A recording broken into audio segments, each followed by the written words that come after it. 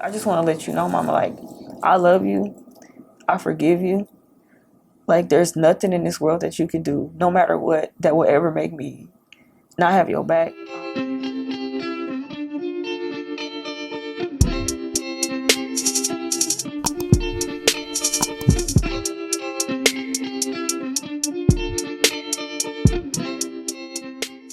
What's up, y'all? Thank you so much for tuning in to another episode of Let It Be the Podcast. I'm your host, Fergie, and today I have a very, very, very special guest, the ultimate guest today. I got my mama with me today, y'all. It has been a long time coming. I'm so happy to have you, Mom. This is Sheryl, Mommy, Shirley. What you want to go by? This is Sheryl Ferguson. Whatever you call me is fine. This is my mommy. This is Sheryl Ferguson. Mama, I really just want to say thank you. I know, like, it's been a lot. You've seen me, like, trying to get everything set up, and I'm all over the place. But I genuinely, I really appreciate you for getting out of your comfort zone. I don't want to say out of your comfort zone because you're always on the news. But, you know, this is a different level. So I really do thank you for being here. My pleasure to be here. And being a part of Let It Be the Podcast. How you feel? Funny because I'll be talking about you while I'm at work. Like, I'll even tell people while I'm on the phone at work about Let It Be the Podcast, trying to make sure we boost up those views so y'all can help with that too as you watch and share it. Oh, thanks, Mom. How do you feel about being on Let It Be the Podcast? I don't know. I'm not really 100% sure what to expect. So I guess that's kind of where it doesn't have me as nervous because I'm ready to go with the flow. Mm-hmm. It's kind of like where you talk about I'm used to being on TV. Mm-hmm. I'm also used to yelling a lot. So This is a completely different avenue because I'm not having to fight for justice right now. I'm just having a conversation. Yeah. So this is my mom, if you missed that. And I talk about her all the time. I talk about, like, things that I've been through in my childhood all the time. But for me, this is like a dream to me. Like, Let It Be the Podcast wasn't something that I used to dream about. Honestly, I didn't know that would be a thing. But the dream for me is, like, having this moment with my mom. Because we have navigated a lot of different seasons in life, and I used to dream about being able to chill with my mom and have a conversation, you know. So this is like the ultimate honor, and I'm excited to just learn more about you, share our story with people, and just in hopes that, you know, people will do the same, you know, to know that nothing is definite in a relationship. Things are always evolving, you know, and you just have to give it time, but you got to do the work while you're during the time too. You know what I'm saying? So before we get too deep into that, I've been having, like, this is Mother's Day month. It's a month of Mother's Day. So I really wanted to focus on, like, the themes of Mother's Day. And there's no way that I was gonna, like, talk about Mother's Day without having my mama a part of it. So it only seemed right. So thank you again for joining. Thank you for the invite. But I guess before we get too deep into it, let us know who you are, where you from, what you be doing on the weekends, like, what do you like to do in your free time? Actually, it's funny because as far as where I'm from, I'm actually from Kansas City, Missouri, born at Menorah Medical Center, and to bring things full circle, so was she. It's just funny to me because when I was in the hospital having you, they had in their nursery, they had a large catalog that had everybody that had been born there. So I don't know where that book exists now, but I remember when you were still in the nursery looking through that book and finding my name. Really? Uh-huh. And it's a story that I've often told of being born in Menorah Medical Center because it was on 47th-ish in Troost. The time frame that I was born was 1967. A year before Martin Luther King was killed. So that I just bring that up because that will let you know what society was like. And at that time, it was not really open for people of color to go further south than 27th Street. That was our cutoff line. So I just always would tell the story about my grandfather would be at the nursery tapping on the window saying, "That's my grandbaby." And everybody was like, "We know. We can tell." Because I was the only black baby in the nursery. That's crazy. And it's, you talk about full circle moments. Like, we're right now recording in the Kansas City Gift, which is an organization, nonprofit, and they talk a lot about like the redlining with truths and how businesses, like, there's a clear divide on the other side of truths. And like, Kansas City has changed so much, I don't really even know. Yeah, it's gentrified now. Yeah, it's crazy. Chiefs done brought in all that money, and so now it's way different now. But outside of that, what do you like to do? Like, tell us something fun about you. So where I said it's kind of funny as far as what I like to do on the weekends, it's kind of evolved over since February. So I had a total knee replacement in November, which has opened up the door for me to actually be able to walk places. And we started doing DoorDash and Uber Eats first. I've since then added on Instacart. So I actually do deliveries for in fun? my spare time. I do it now for fun. Just to get out the house? Just not necessarily just to get out the house. It's also, I look at it as being my still continuing physical therapy, keeping walking. The worst one that I probably did, the worst one that I did was I had 3 orders in one shot, and that was like impossible to try and keep organized. Yeah. But the worst one that I did physically, and it made me realize so much how different things can actually help work on your muscle structure and your stamina and all that. There was one lady that purchased 12 cases of pop, and pushing that basket, I felt like I was one of the tackles in the football camp pushing those dummies. Well, I'm proud of you for moving around, because it's been like you with your knee and not being able to be so mobile and things like that. I'm glad you found something to do, because I always be like on my mom, like, I want you to move around, I want you to work out, I want you to do things. So I'm glad that you found something to do that you can still be mobile. I'm proud of you. Yeah. All right, so in the heart of Mother's Day, I want to know, like, what was it like when you found out that you were pregnant with me? Like, what did you feel? It was actually kind of funny, the story, as far as figuring out you were pregnant. My body was regular, and I knew within a week that something was off because my week was off. I worked downtown at the time, and CVS Pharmacy was down at the bottom of the hill. So on my break, I walked down to CVS Pharmacy to get a pregnancy test. When I came back to the building, I took the test, and I actually saved the test so that when I came home, I could show your dad that I was pregnant. And with your brothers, they were twins by surprise. I had no idea there was 2 of them in there. Always tell this story, like, you basically got caught slipping. And you when you was pregnant with my brothers, you knew that you were having 1 up until, when did you find out you were having 2? Wednesday. When were they born? Friday. Ain't no way. Really? Yeah, Monday I had my Braxton Hicks, which is basically a precursor to labor. And my Braxton Hicks had stopped, but everybody was like, "You're huge, you need to go to the doctor." So I didn't have an appointment till later on in the week, but they made me go in the first day that I could, which was Tuesday. And the doctor that was there was not my normal doctor, Dr. Ringacheri from India. She could barely speak English. She said, "I'm not sure. You either have a lot of fluid or a big baby, but I think I felt 2 heads." That was on Tuesday. This is in the 80s when you were pregnant with my brothers. Yes. So maybe, I guess technology just wasn't as advanced. Yeah. So with that, she sent me for an emergency sonogram Wednesday, which confirmed your brothers were 2. And she sent me for a stress test on Thursday, in which my contractions started. I probably would have had a heart attack. I probably would have had a heart attack. Like, you thought you was having a 1 baby for 9 months. I thought it was like a month. 8 months. Or 8 months. I thought that it was a month. It was like a matter of days. So what was that like for you? Like, before me, like the first year of motherhood, because that was a surprise. It was, but it's funny because with them being boys, they weren't actually as girly would be. They don't need as much. They didn't have. I didn't have to worry about doing a lot of hair. It was cut and brush. He used to give him the little bill at the bald head. So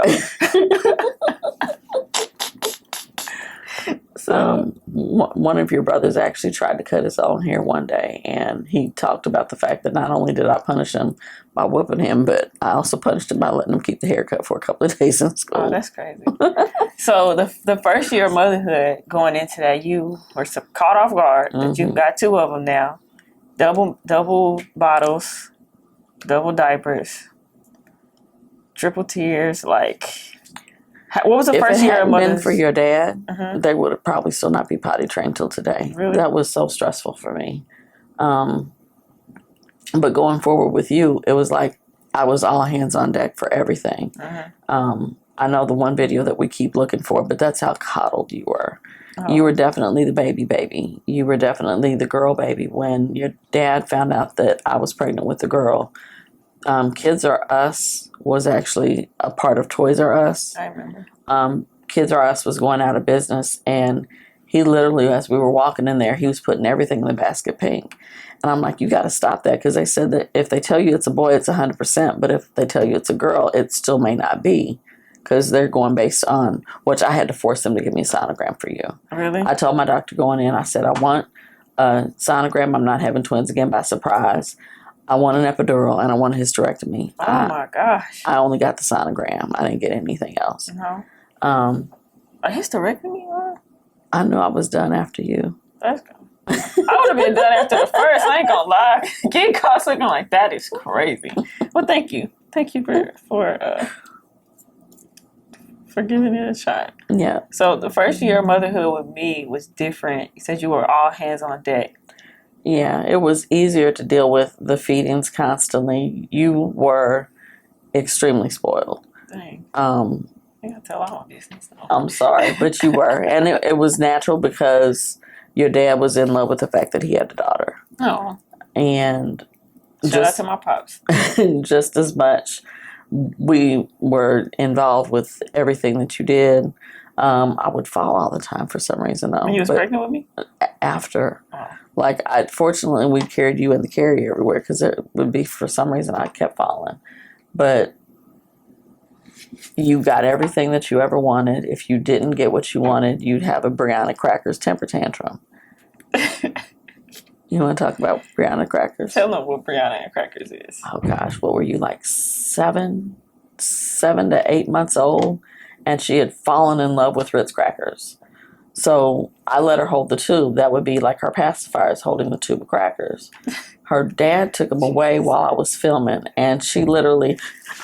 Uh-oh, see, your head, Christ. That's how bad it was, though. She literally had a fit because her crackers had been taken away. Mm-mm. How do you feel about crackers today? I don't eat a lot of crackers, but and so we called it. My dad used to record me. It's so crazy when I think about that now. When I was little, they used to film me all the time. Yep. Dang, that's so crazy. But Brianna and Crackers is like, I guess that's how I was pacified. And I would hold the tube of crackers. And when they took it, I like had a temper tantrum and hit my head like she just did on the wall. There was also the video that you didn't know the camera was rolling, that I was making you a homemade bundt cake. Mm-hmm. And like the icing kept going in the center, so I kept trying to pull the icing out so it would drizzle around the cake. Mm-hmm. And I had gone in the kitchen, and only when I watched the video did I realize you licked the outside of the cake. I gotta find those tapes. If I can find it, I'm gonna try to insert it in here to find them clips. That's crazy. Yeah. So, first year of motherhood was a little different from, I guess, with the boys. I was more in home. With the boys, I was still young, so it would maybe be nothing for me to get McDonald's for them to share at 6 months. So I really didn't know better. Yeah. And a lot of things. With you, I had settled more. We had gone through a phase of church to where I was just more present at home versus running as much. Like outside? Yeah. Like at the party, like at the Epicurean? Yep, there too. Body Works. Okay. So, what was My nickname was Drop It Like It's Hot. Please. Not her nickname was Drop It Like It's Hot. Please, Christ. To this day, there's one person that only knows me by that name. Oh, yeah. Okay. My friend Leslie's mother, she only knows me by that. Really? Okay, Mama. So, what do you see a difference in like your kids? Like, how are we all different? It's kind of funny because Derek was the shy one as a kid, and he's still kind of in a passive mode. But it's really just peculiar to me. I won't even say funny, but he was the one that was scared of loud noises, and now he's the one that has all the guns. He's got the motorcycles. He's a daredevil. I mean, it's a complete 180. You think he's more of a daredevil than Eric? I do. Really? Riding those motorcycles, absolutely. Eric is more, to me and Eric used to do so much reckless stuff. On the 4th of July, we would take all the gunpowder and pile it up. And it's dumb that I think about it because I don't think nothing happened. But we used to just do a lot of reckless stuff. Yeah, they actually let me know that there was holes in the wall that they put pictures on top of because they didn't want to tell me what happened. Yeah, growing up with 2 boys, I was the queen of the pen, though. You definitely were. And you were also tender-headed. That's why I ain't got no hair now. No, I don't have any hair now. I know. You can really cut all your hair off. I really cut all my hair off. Literally, my mama's hair, it was down to here on Monday. She always chop it. That surprised me.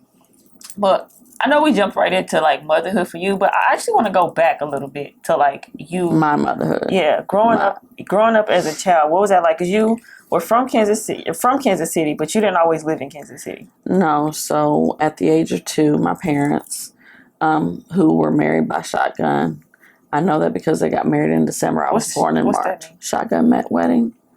You done knocked up my daughter. You gonna marry her now? Okay.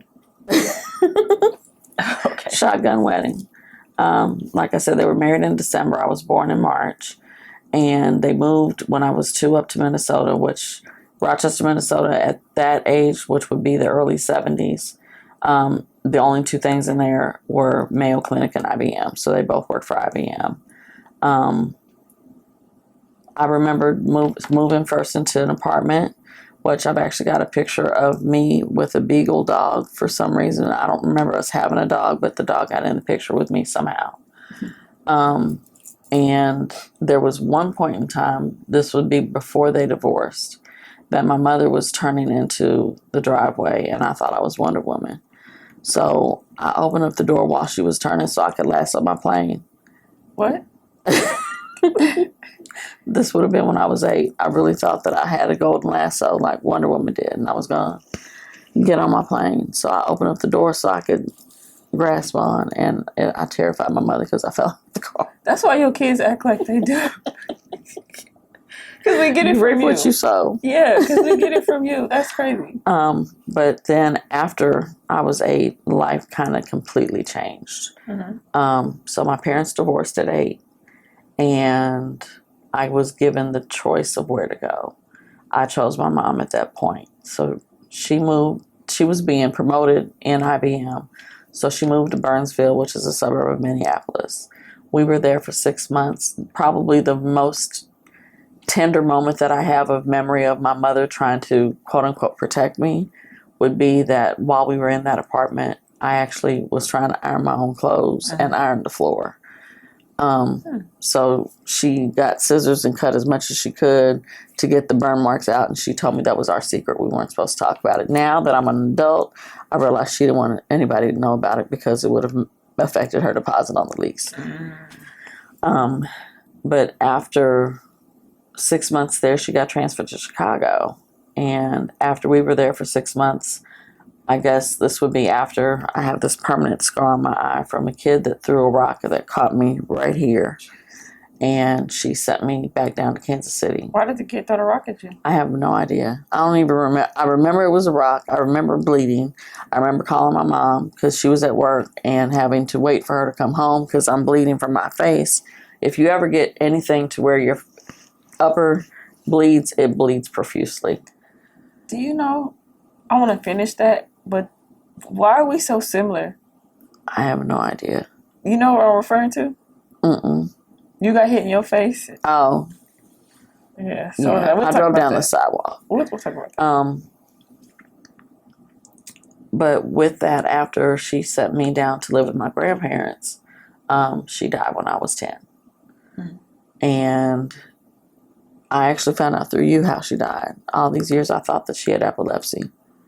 I never really got to know that much about my mother. I never really got that experience of growing up. So, I mean, I know one of the things you brought up, you wanted to bring up today was forgiveness. Mm-hmm. And that's one of the biggest things that I have yet to figure out to do, because it still feels like she left me. And I felt like I was in a situation of not having anyone around me that cared. Mm-hmm. So that was kind of hard growing up. And when I was in my 20s, 30s, people would ask me, like, who raised you then? And I would always say I raised myself. Just kind of the way that I felt. So there's been a long distance. And I guess because the fact that I'm tearing up a little bit, it still bothers me. But there's a long distance that I've come from going through that situation. And I know there's still more for me to go. Sorry, I'm good. I don't have no Kleenex. I'm good. I got a napkin right here. Okay. You prepared. You already know. You know I'm a big crybaby. I'm a cry too.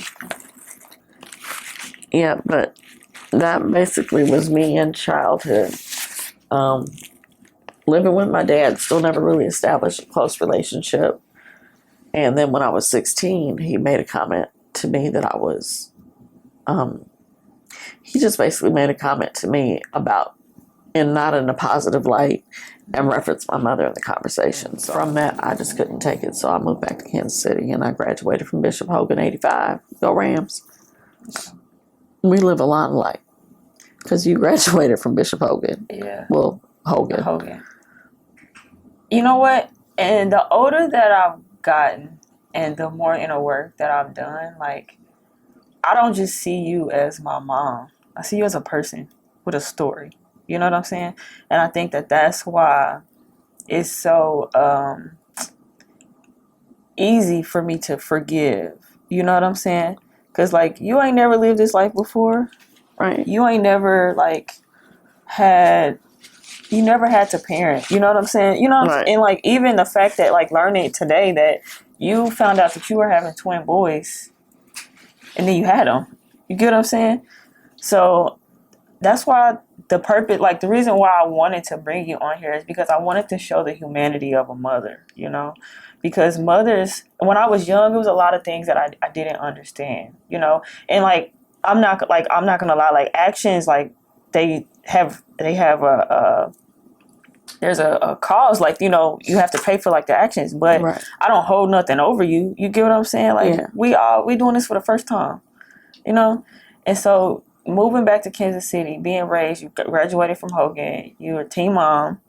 Were you a teen mom?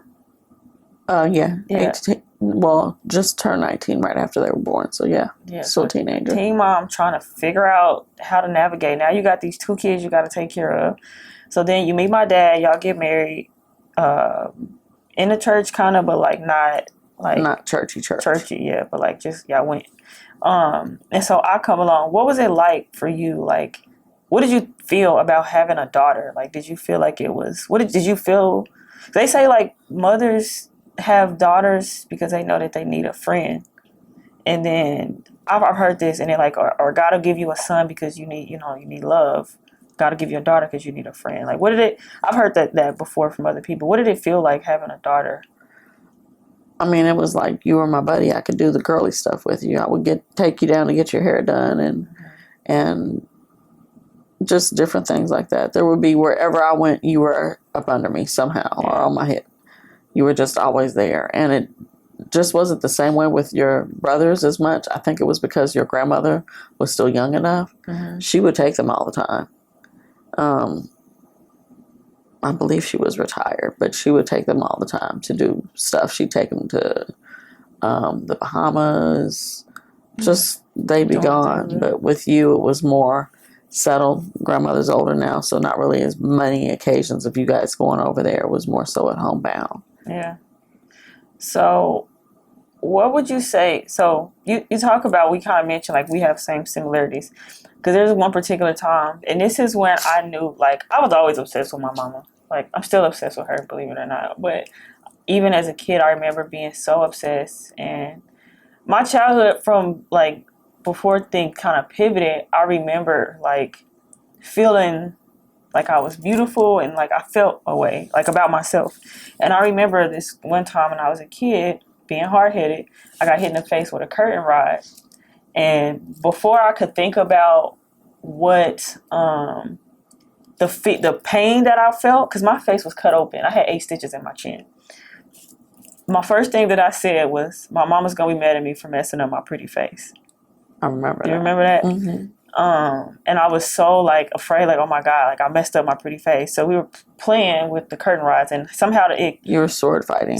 sword fighting with the curtain rods. Okay. And the curtain rods were the kind that had the bend where you put it into the wall. So Oof, I can't remember who it was that stepped on it, but they stepped on it and it swung up and hit you.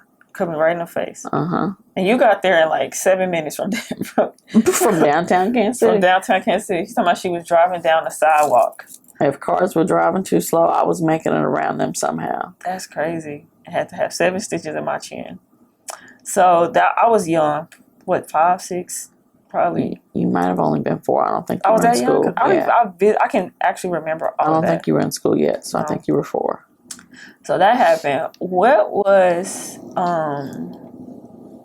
the turning point in our relationship? Because a lot of it, like I remember like having that portion of my childhood being recorded all the time, being around my family, and then everything changed. And I just want to preference, like, because I want to be transparent, this is not something that I ever thought that I would like publicly share, but it's taken a lot of healing, a lot of inner work. And the details are not for the public consumption, so don't feel the need to give every specific detail. I don't want to do that. But high level, like, what was the turning point in our relationship? The turning point would have to be no names. The factors that happened after the separation with your father, and with that. I know they say that you're supposed to have self-esteem, but if you have enough words, which the sticks and stones may break their bones, but words would never hurt them, is a lie. Yeah. But having so many words had made it to where my self-esteem was non-existent. Mm-hmm. So the first person that basically told me I was beautiful, that made me feel good about myself, that didn't feel like it was a detraction, that I was heavier set, I fell for them, and they ruined my life. They knowing what situation they were in life, put me in a situation to where I was thinking that we're going to establish this business and we're going to be able to bring the kids home and have much bigger, this is the dream that I was being sold, much bigger homes. We were going to be able to make it to where money would work for us. We wouldn't have to work so hard, be able to travel and retire. And then come to find out that all of the investments that I thought we were doing into a business was actually going to the horse racetrack. Gambling? Yep. So I'm giving them money to put deposits on buildings because we were going to do event planning or event promotions. And when we were down to like the last, this would be after I left DST and Lawback Literacy. And we were a company that I worked for, and we were in Ohio. Yeah. So I remember going to Kings Island. I still remember you teasing me because I wouldn't get on the roller coaster. And then it just dumped out of me. I actually rode a helicopter, and I'm looking down at the roller coaster. And I was just like, how is it that I'm scared to get on the roller coaster if I'm all the way up here looking down at it? But what happened in Ohio with basically most of the money being gambled away, we had to go back to working. If you ever see anybody that's asking you to sign the petition, if you have the ability to do so, they get paid for that. So we were having to go to where the next petition campaign was, which happened to be in Colorado.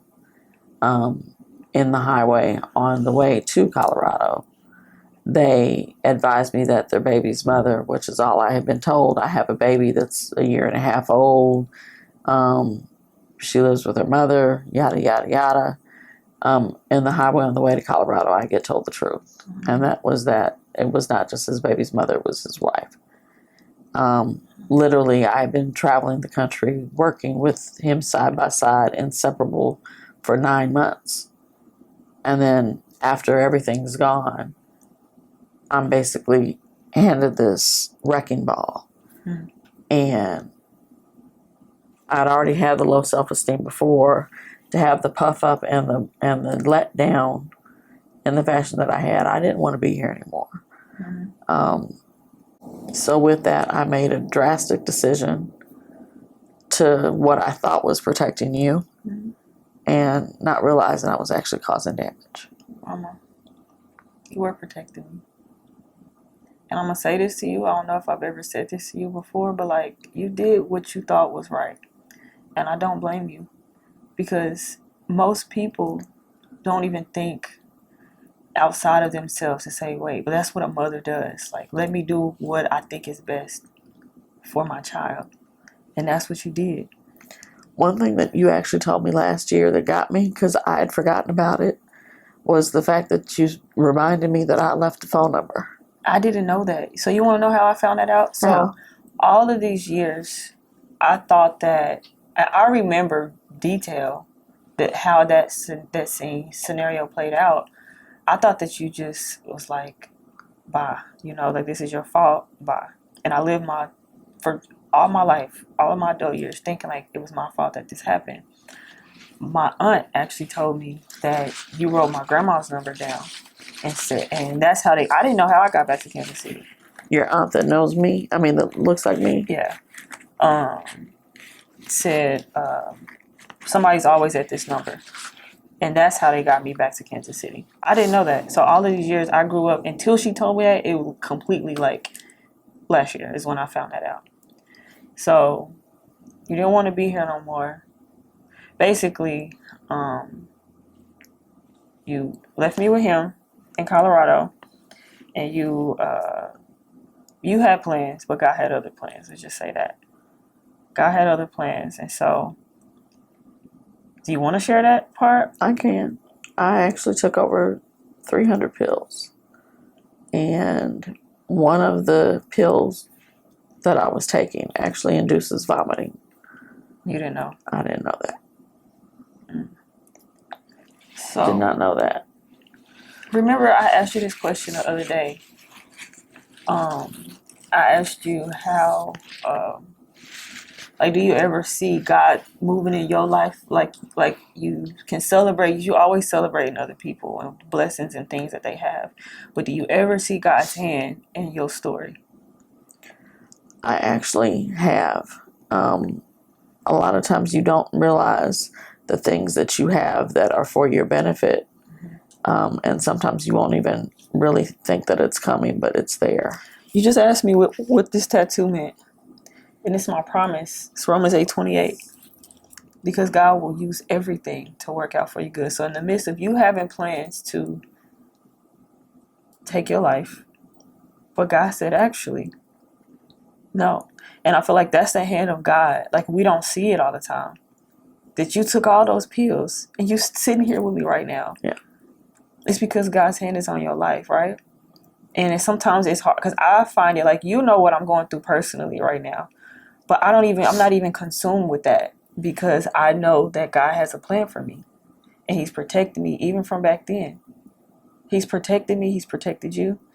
And I just want to say, because I know that, like, we have come a long way with everything that's happened, and especially as a teenager. Like, so you leave. You weren't in my life for a 4 years. For about 4 years, a period of time. And I basically came back to Kansas City, and I was raised. My dad, like, remarried and had his own life, and it was just my childhood. I just had a little challenging childhood. I just say that, just out of respect for everybody. Like, I don't want to put everything out, but right. You were out of my life for some time. Coming back, we did not have. I remember it was like 6th grade. We did not have necessarily the best relationship. Coming back, and it was like that for some years. Just with, I'm probably gonna need one too. Let me tear this one in half. Just to the other pocket. Just wait, because I started to internalize some things and like my confidence began to diminish.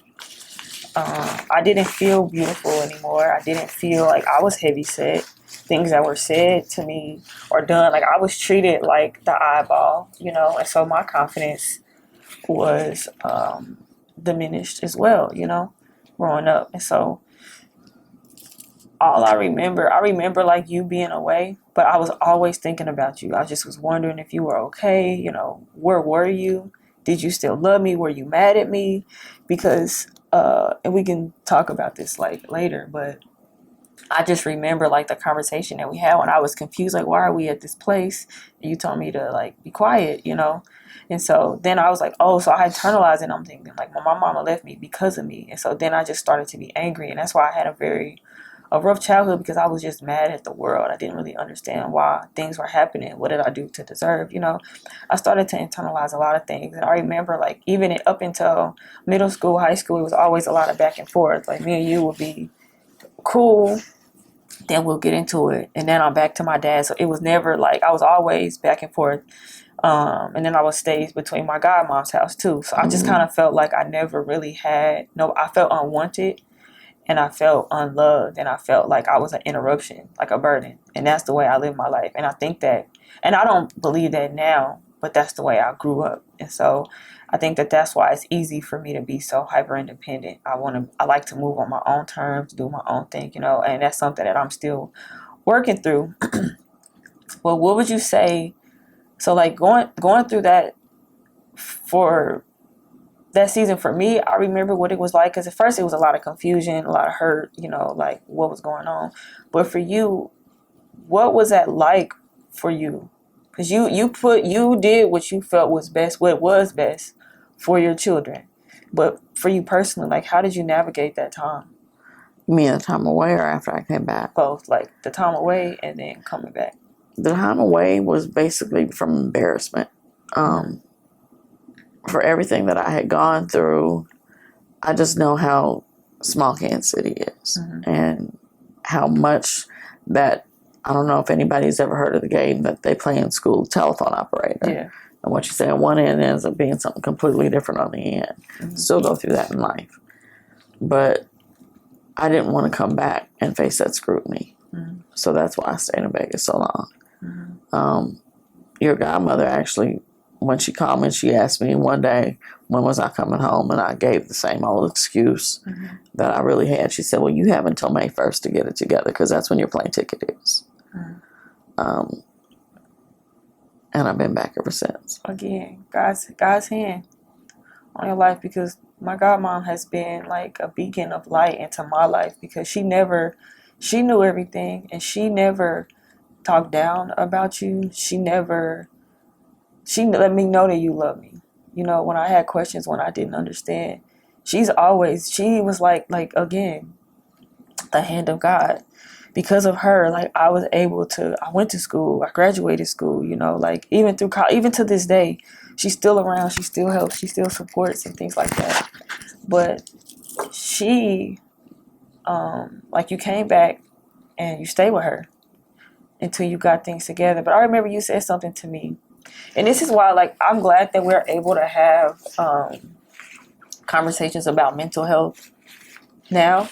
Because at that time, like, people don't recognize, like, you need help. You need to talk to people. All of us do. Like, I don't think having a therapist is because your life is bad. Like, everybody needs somebody to process it with, somebody that's unbiased, somebody that can help you redirect your emotions, think about things from a different perspective. And somebody you can trust. And somebody that you can trust. And then it's like legally bound. Like, you can't go out and play telephone, right? But again, like, I'm just seeing like so many instances of God's hand. And like, we have so many similarities, because like growing up, like as a teenager, like I wasn't perfect, because I had already had things set in my ways. Like I had a chip on my shoulder. I was mad at the world. And so I probably wasn't the easiest teenager to adapt to. And then like you're trying to like reconcile, but I'm like guarded, and so all of those things. But I just want to let you know, Mama, like, I love you. I forgive you. Like, there's nothing in this world that you can do, no matter what, that will ever make me not have your back. I'll fall out with anybody for you. I'll do time for you. I love you. You're a human, and you did what was right. what you felt was right. Some moms take their kids' lives, you know, take everybody. You didn't do that. And it just shows the heart that you have and the heart that you still have. So I just want you to know that. And that's part of the reason why I wanted you to be here today. Because like, yeah, we've been through some things. And a lot of details missing. We've been through some stuff, but we're still here. And you still have the heart that you have, and like we are able to have the relationship that we have. Because it wasn't always easy. I didn't make it always easy. And I also want you to know that even as I share my story, I'm not sharing my story to point fingers at nobody. Even the people who did things wrong, you know, like human, flawed. We're all human. We're all flawed. But I just want to thank you. I thank you.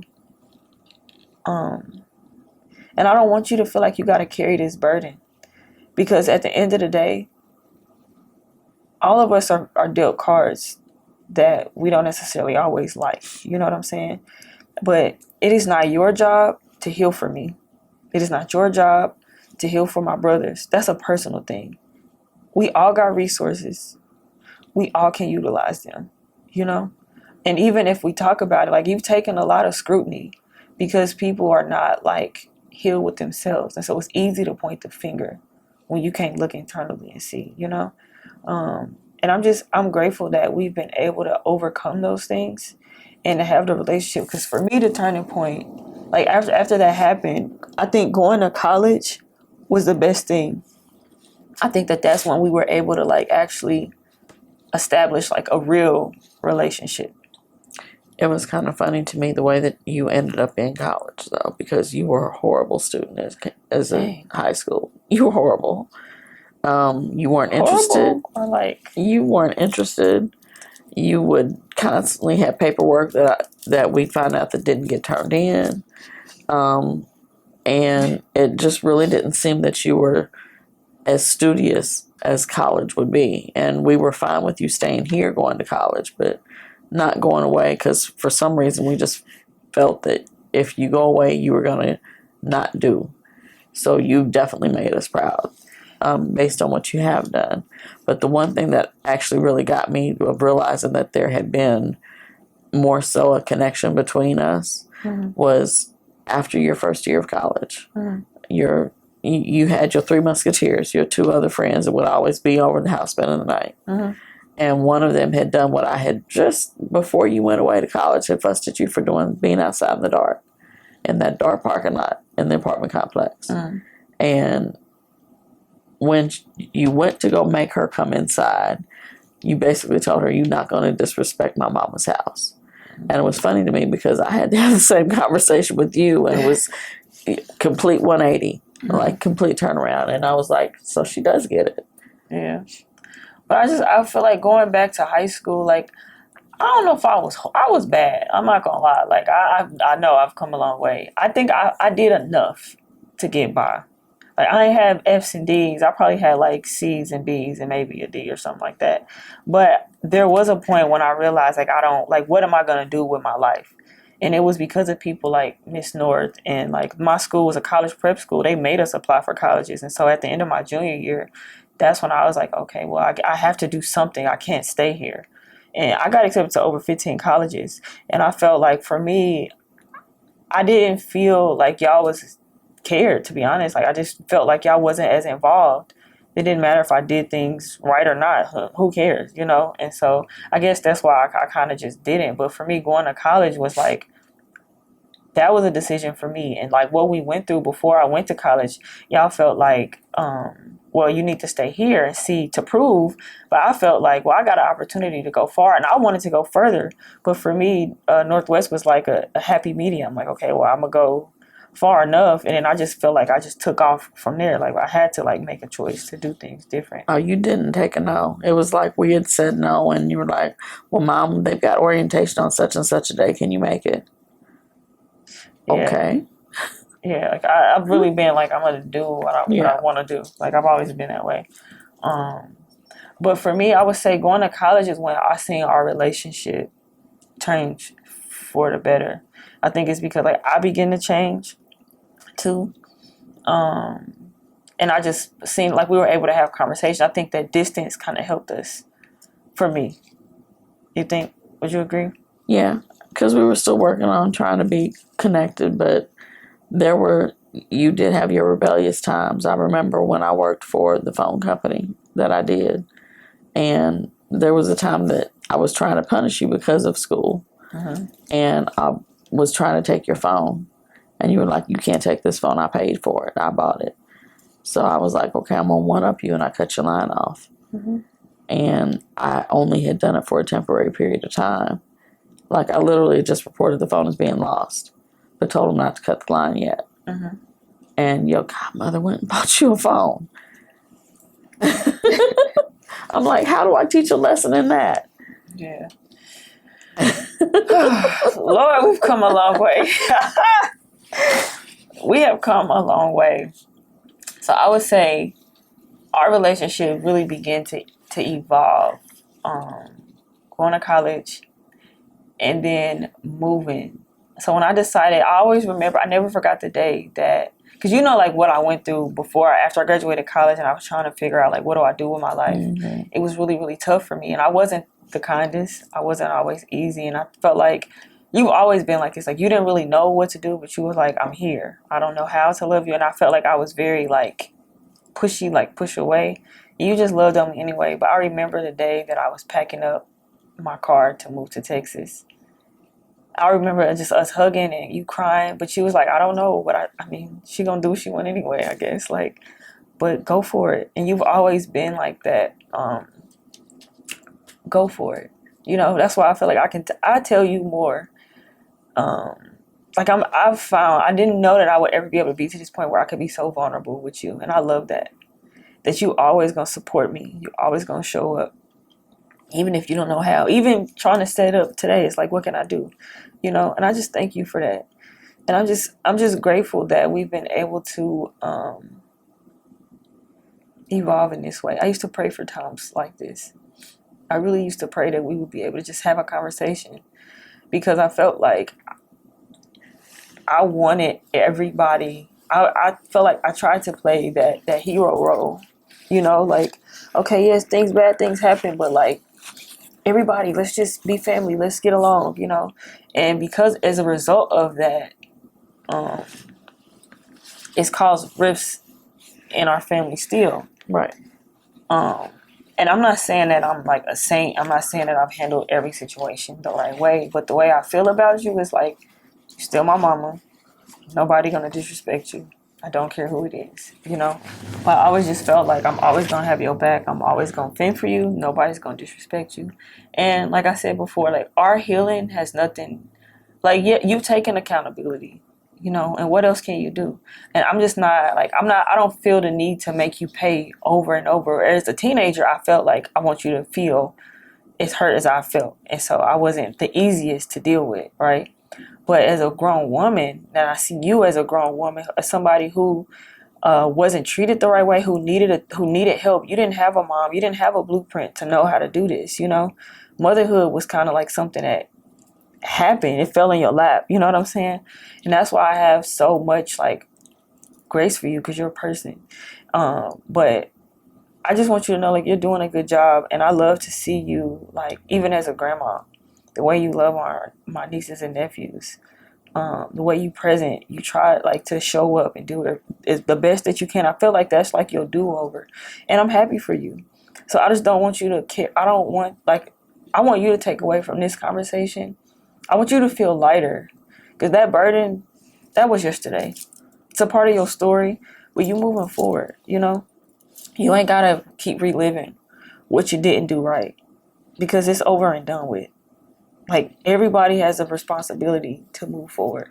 I feel like all three of you guys have prospered despite me. To spite you? No, despite me. Oh. Despite me, you still all have prospered. Your brothers are both married in really good marriages, and with beautiful homes, and they're completely doing their children differently than I did.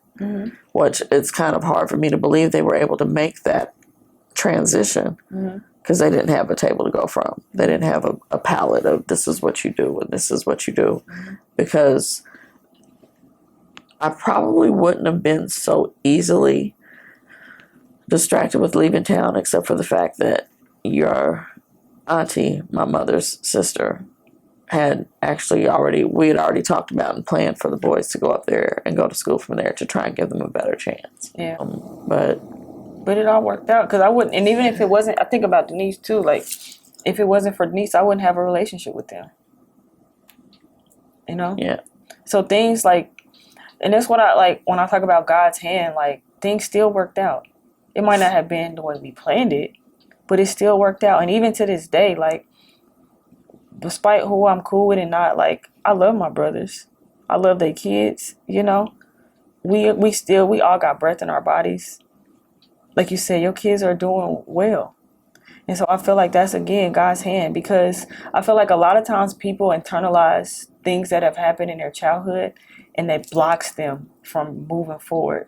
But like, I want to be a testimony. Like, you don't have to stay in that space.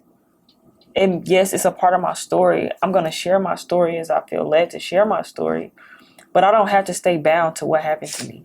I don't have to let that identify me. And for a long time, me being angry and mad, like, my trauma was my identity. But I don't want my trauma to be my identity, because I still woke up this morning because I got something to do. And I have something to offer the world, you know? So, like, let's live in that. We don't have to live in the past and worrying about who's going to forgive me and not who's going to accept me. Like, can you accept yourself?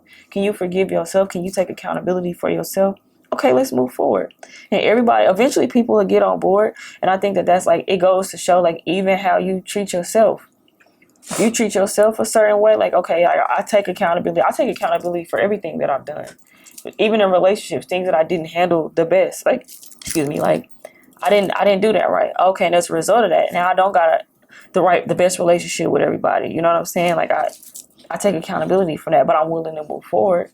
How can we move on? You know, I just don't want to feel stuck and bound to things that happened in the past. It made me, but it doesn't identify me. So how do you feel about the relationship that we have now? I don't know how to describe it, because I don't know what a mother-daughter relationship feels like. But that's what I believe we have. A mother-daughter relationship. And it doesn't have to be defined by nobody else's standards. Do you remember? I remember this conversation we was having, because I talked about this before on another episode about how, like, why I was so drawn to Keisha Cole. Uh-huh. And it was not because of her music, but because she shared her story.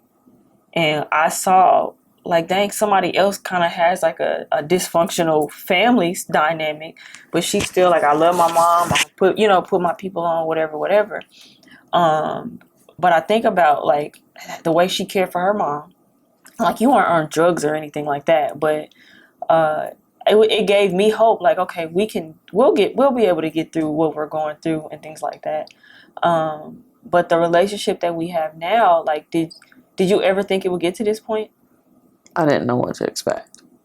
But like you said, with me coming back, I did come back with involvement. I don't know if you remember when you were in LAD. Mm-hmm. I was the SAC chair over both your school and your brother's school at the same time. So I did have that passion back before life exploded, and coming back, I ended up with a different passion a little bit later. But you know what's crazy? As we talk about, like, childhood, that's what I remember you as. I don't remember you from that. I feel like what happened was like a bump in our story, but I remember you for being vocal, for being involved. That is what most of my childhood is for my mama. I remember that news article that when we was in the newspaper, you was all like, even like you are now, but like in the news all the time, always protesting for justice, fighting for the things that's right, you know.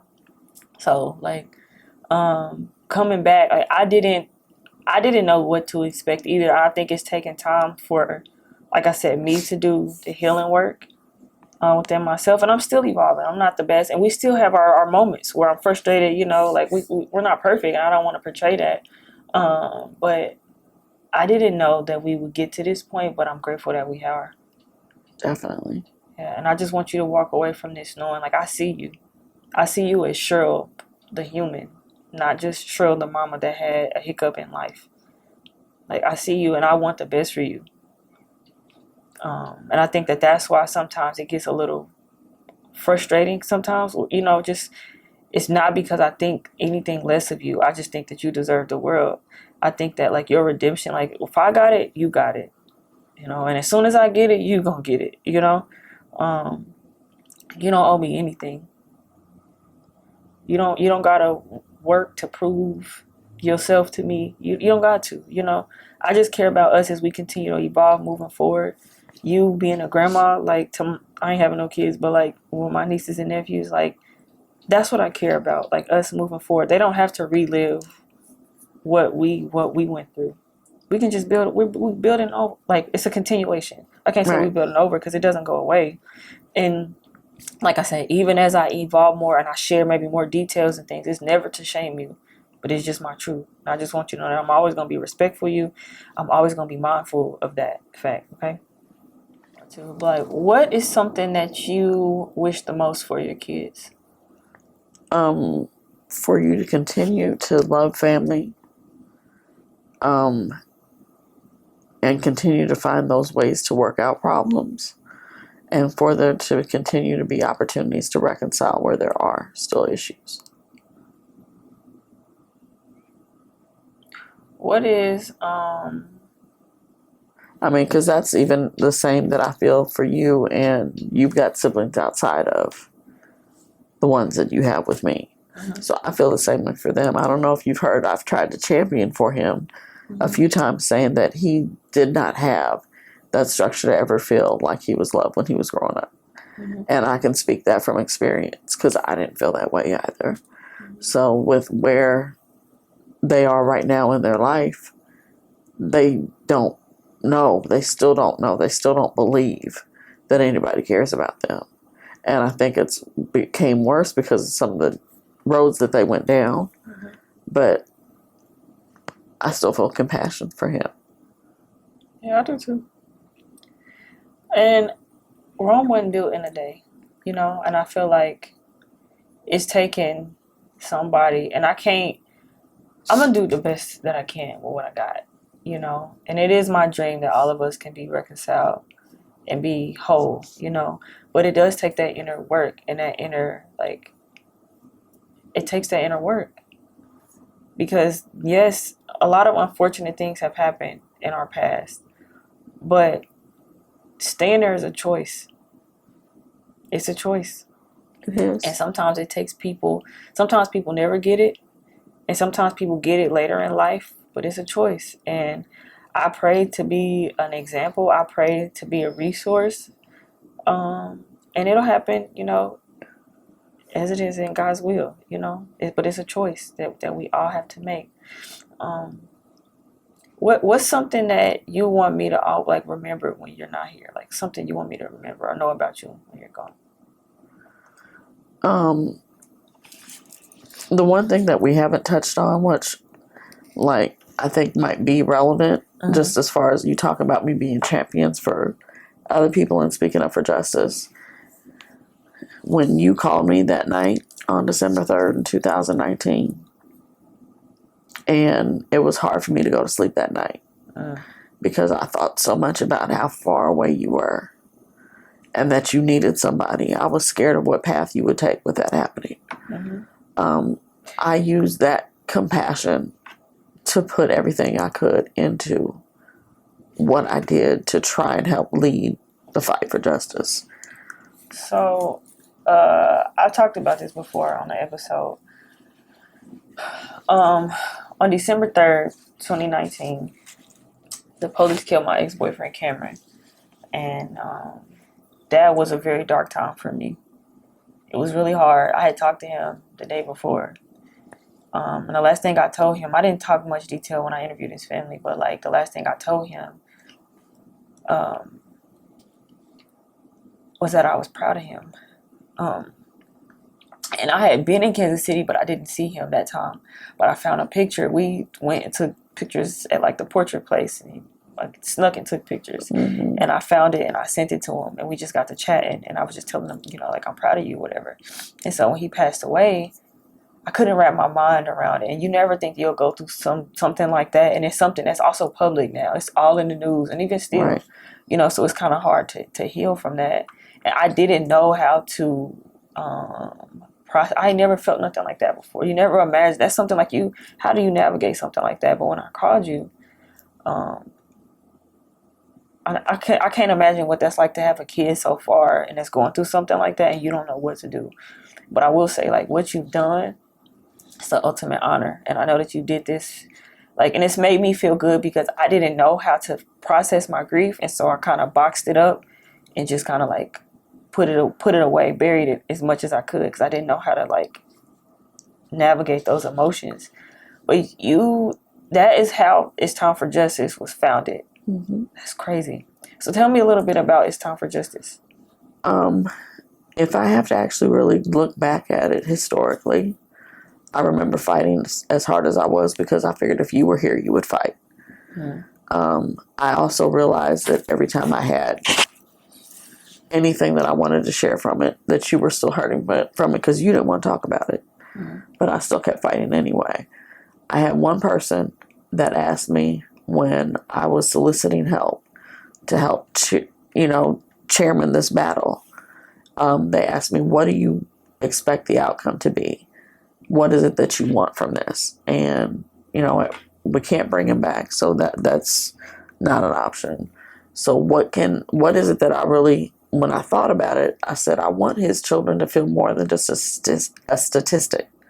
I wanted his children to have an opportunity to look at, just as his name was, that he was a sacrificial lamb that helped make them have a safer city to live in. And the killed by cop rate has actually decreased since he was finally convicted. And his story from the conviction is permanently in the Black archives now. So it's kind of like the goal that I said that I wanted has happened. Now, in that, there's still a lot of other stories out there. I won't say that the fight in me is gone, but I fulfilled what that purpose was. I fulfilled what the purpose is for It's Time for Justice. Now, the hard part after that is getting people to stay involved with, there's still more things to fight. There's things that are within agreements that the police union has with the city that keeps them safe and keeps them being able to have qualified immunity. These are things that we talked about all during 2020 with George Floyd, and Kansas City's done nothing to work towards that. So there's still work to be done here. But if anything, if I were to say, what do I want from here going forward? I want people to get off of Facebook saying, put them guns down. I want people to get off of social media feeling like that them venting their frustration is actually going to make a change. I need for them to know that on every Thursday, the entire city council meets. You have a right to speak in front of your city council on any concerns you have within the city.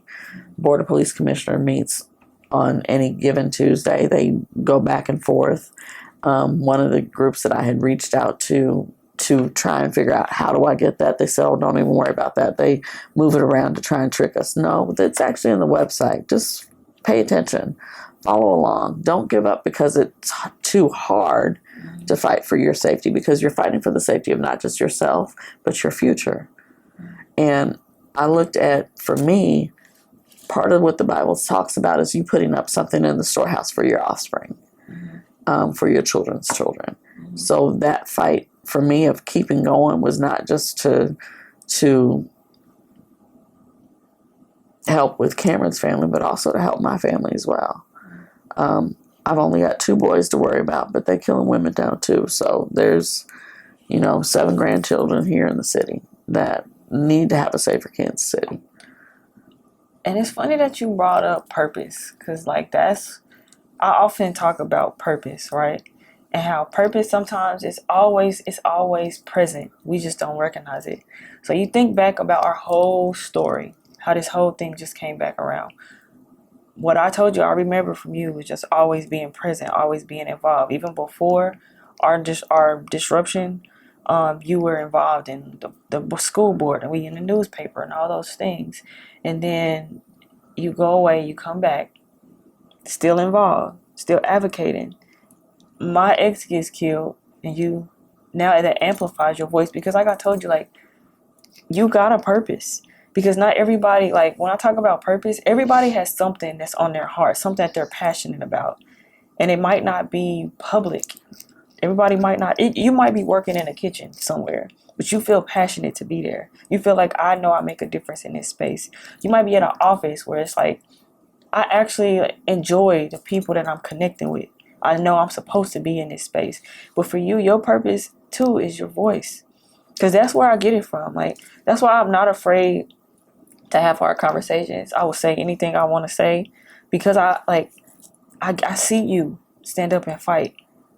For you speak out when things ain't right. You don't have a problem with that. I've always admired that about you. You're bold, you know, because what you gonna do, you know, like you, and I've learned that from you.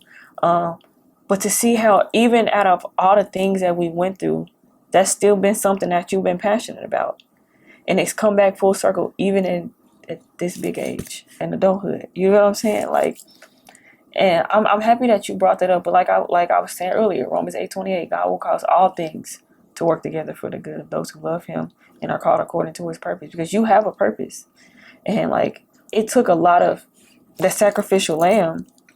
It took a lot of hard things to reveal that, but you got a fight in you still. Because everybody, people don't know that they got a voice. That they can go to the city council meeting.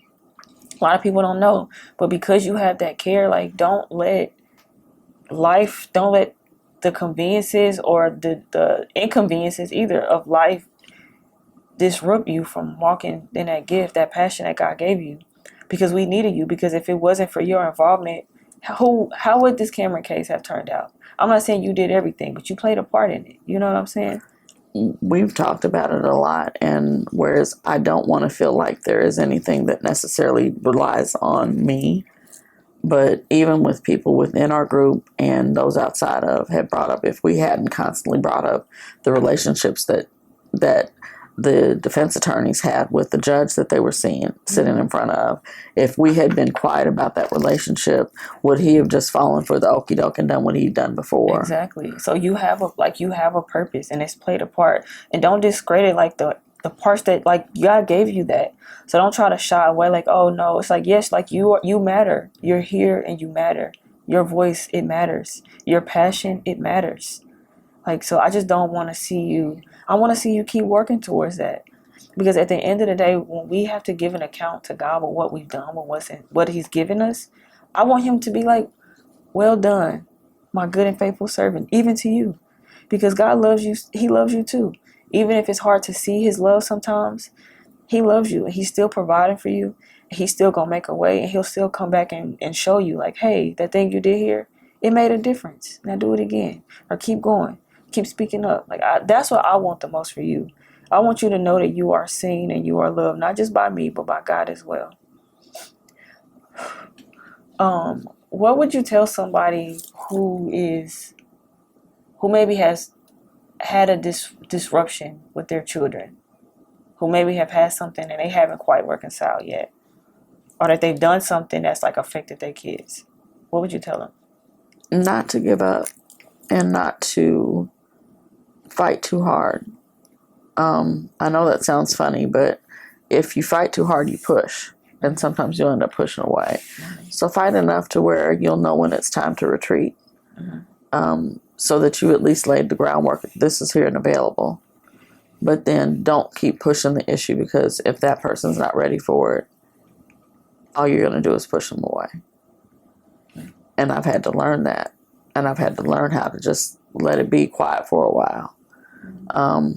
Let it be to where you can jump back in a later time and still have those conversations. Don't cut off your relationship completely. And be forgiving of yourself even. Because I've had to forgive me several times. What about now? Like, do you feel like you've fully forgiven yourself? Probably about 98%. What's hard to forgive? Because you can't forget. You know what? I just heard something literally on my drive here yesterday. This lady was just talking about the way that we think about forgiveness is not forgetting. You can't forget. But forgiveness is like, okay, like I've taken that accountability. Like this happened. I accept it. I recognize it. But you gotta you release it when you forgive. Give that to God, But it doesn't mean you forget. You can't forget. It's a part of your story. But I think that my prayer for you, I want you to get to a point to where you have fully forgiven yourself so that you can walk in freedom without feeling guilty of somebody else's joy. It's like nobody else, you can't hold nobody else's joy, nobody else's happiness, nobody else's freedom, especially because you've acknowledged it for them, and you're open to things, but it is not your job to heal nobody else. And I can imagine maybe you feel guilt because you feel like, oh, I did this, but we are okay. We're still alive. And we got a chance to wake up every day and make a decision. That's my prayer for you. Lord, thank you for your vulnerability. Thank you for your transparency. And thank you for sharing the story with the people. I hope that this has been a blessing to you. Like I said, I never imagined that I would be doing this or sharing so candidly, but I just hope that it blesses somebody. You watch my episodes, so I got one question that I didn't put in an email, but I already know what it is, and I've been working on it. I don't know if you noticed, I was going through YouTube trying to find it. I can't find it. So, what songs? You don't have any song that you listen to that make me? I don't listen to it now, but I still play it in my head. Okay, what is it? So let me ask the question. she already owned it. So Let It Be has a playlist, and it's like a pick me up bank. And I basically go to this playlist. I was playing it, actually setting up here, just trying to get, get in my flow of things, make me feel good. Can you name a song or anything that I can add to Let It Be the playlist, something that you listen to? If somebody can find it, please add it to the playlist, because I was looking for it this morning and couldn't, but it was from back in the 90s. Okay. And it was John P. Key and the New Life Community Choir. I believe I know it was John P. Key, but it's the Book of Psalms, 23rd chapter. And that's basically all that the lyrics are, is reading through the Book of Psalms. Okay. I had to look through it. It's a fast-paced song. It's not slow. It's, the Lord is the strength of my life. Whom shall I be afraid? Okay, I'll find it. Anything else? My music taste comes from you, neo soul, kind of like that kind of vibe. I remember growing up listening to Jill Scott, things like that. Is there any of her songs or anything that you could think of? Jilly from Philly is just cool. She's natural. I love to see her not only as a performing artist in music, but I think she does great as her talents as an actress. Anything that Jill plays is basically something that I like. But if anybody can find, it's John P. Key. John P. Key. I'm gonna find it. Whoa! To be honest, I did not think that I was gonna be able to get through this. I can't believe I didn't cry and break down. You cry for both of us. It's okay. But thank you so much. How can people support you and It's Time for Justice? Anything you got coming up? Anything you want people to know? Not really anything that I have coming up. I've already voiced to the Board of Police Commissioners that I know it's time for them to renew their contract with the Fraternal Order of Police. They have a clause in Kansas City that gives them 48 hours before they have to make their report, which means that before the officer makes the report, they have a chance to go through all the evidence, see what the witnesses' testimonies are, and basically make it to where they can write their case in the best way that they can look, as opposed to how it really happened. I feel that's dangerous for any police department to have that kind of power. Okay. Do you have more information on your website? How people can get involved or support? It's timeforjustice.org. Okay.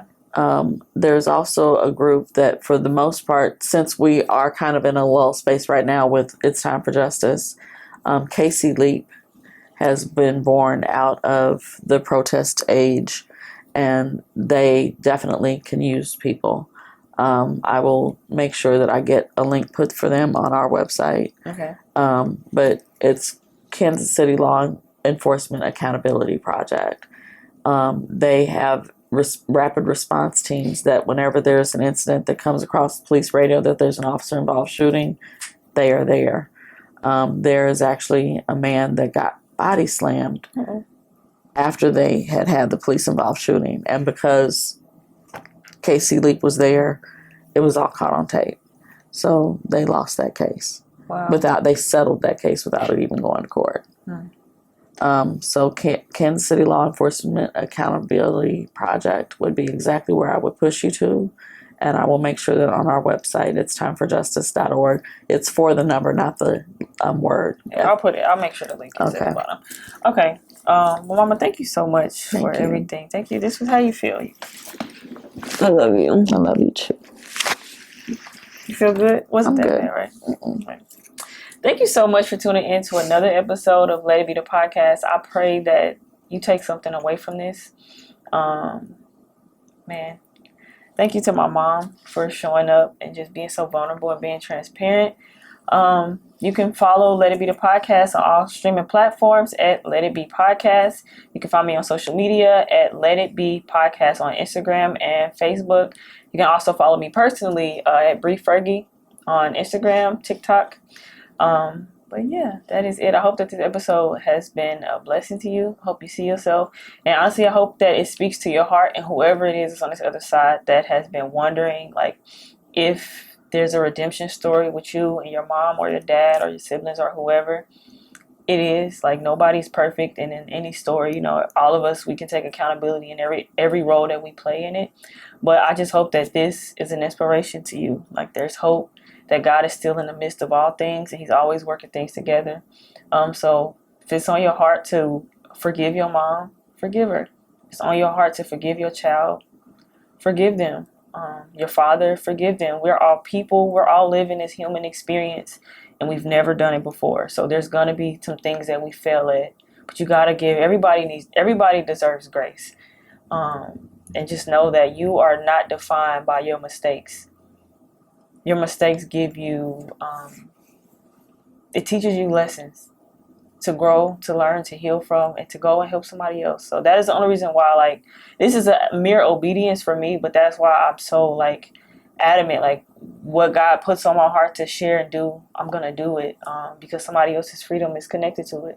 And so I just pray that if it is you that I'm speaking to, like, and you know who you are, you know what it is that's on your heart, to release it, let it go so that you can enjoy this beautiful life, because we are not going to be here forever, and you don't want to look up and realize, like, wow, I lived my entire life harboring unforgiveness. I've lived my entire life being stuck, being bound by what happened to me, and I didn't move forward. You still have a chance to move forward, because you woke up and you watching this or you listening to this, it's because there's still a space for you. There's still something for you to do. But that is it. That is all. I hope you've enjoyed this episode of Let It Be the Podcast. And until next time, I will see you later.